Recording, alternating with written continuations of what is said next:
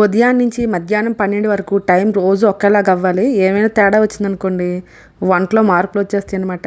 అయితే నాగుల చవితి రోజు నేను పుట్టలో పాలేయలేదని ఈరోజు శుక్రవారం అని అమ్మవారి గుడికి వెళ్ళి పుట్టలో పాలేసి వచ్చాను. ఇంకా స్కూల్కి టైం అయిపోతుంది, హడావిడిగా వంట చేస్తుంటే పప్పు మాడిపోయిందనమాట.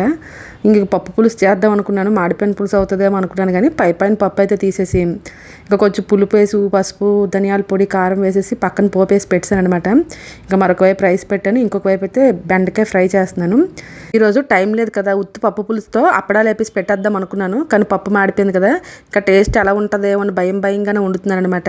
అంటే మాడిపోయిన స్మెల్ ఏం రావట్లేదు, టేస్ట్లో ఏమైనా తేడా వస్తుందా అనేసి ఇంకెందుకు వచ్చిందిలే అని చక్కగా బెండకాయ ఫ్రై కూడా ఇలా చేస్తాను చూడండి. మనం ఇలాంటి ఫ్రైలు ఏమైనా చేసుకునేటప్పుడు, ఫ్రై మీన్స్ తాలింపులు, పోపుల్లో కొంచెం శనగపప్పు మినపప్పు ఎక్కువ వేసుకున్నాం అనుకోండి, చూడండి ఎక్కువ కనిపిస్తుంది కదా, తినేటప్పుడు పంట కింద పడి టేస్ట్ చాలా అంటే చాలా బాగుంటుంది. ఇంకా పిల్లలకి వేడివేడిగా ఇద్దామని నా బాధ అంతా అనమాట. Thanks for watching.